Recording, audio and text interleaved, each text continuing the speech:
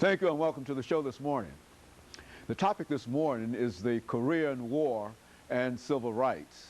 And we're fortunate to have with us to talk about the war in Korea and the impact that civil rights had not only upon this war but upon American society soon after the war is Dr. Charles Kimbrough, a longtime activist in the National Association for the Advancement of Colored People.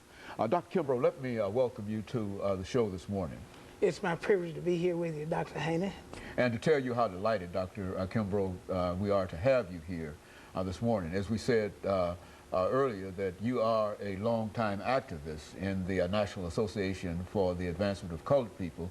And I think that if there is an individual who is a representative of the association in Nashville, Tennessee, you would certainly be that individual. And so we're certainly happy to have you here and to talk about a topic that we know that you're familiar with, and that is civil rights, because you've been involved in this whole struggle of improving the condition of the African American for the longest. But before we get into the Korean War and civil rights, Dr. Kimbrough, let's have you to give our audience some information about your background, your education, and some of the things that led to this passion that you have for the rights of the African American. Well, Dr. Haney, I come from Giles County, which has Pulaski as its county seat, the home of the KKK.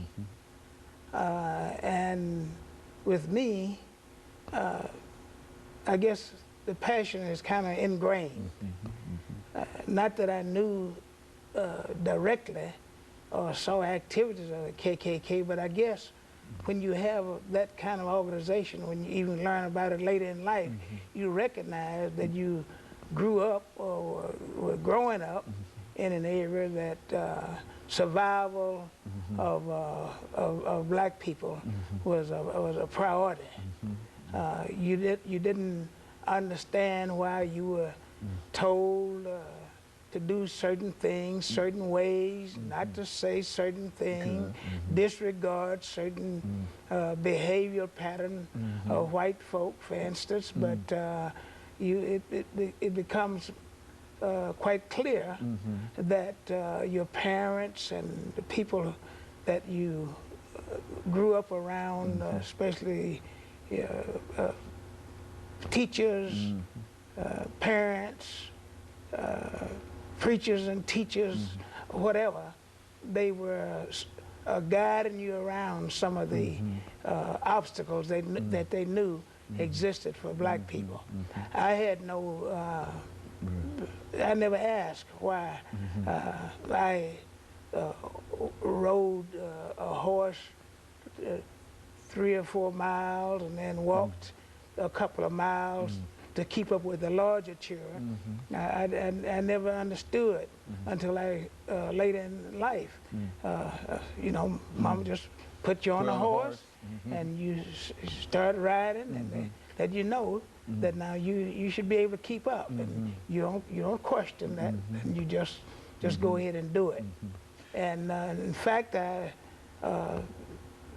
didn't ever ask why you had to stay out of school 2 or 3 days and go to school 2 or 3 days to do farm chores in the absence of getting an education. While you saw white children go to school each day of the week just as a matter of habit.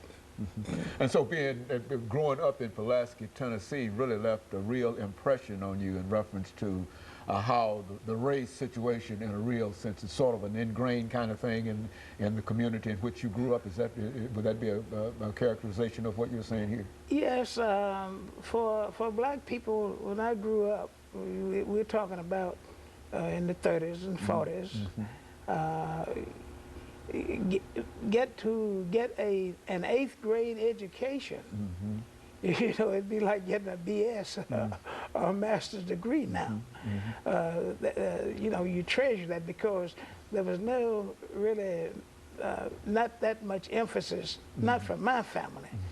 And I said that my family was not an unusual family. There were some people that I know they encourage you to stay in school and so forth. But being on the farm, when it's around 7th, 8th grade, you didn't want to go to school, you know. That was just about the end of school for you. That was about the end of school for you. Okay, and of course, we're nearing our first commercial break here, Dr. Kimbrough. And when we come back, we'll talk about some of your earlier educational accomplishments and going off to Tuskegee Institute and some of the things in reference to that and the impact that had upon you and your outlook dealing with this whole issue of race. Right. And of course, we'll be back with our audience following this very, very short commercial break.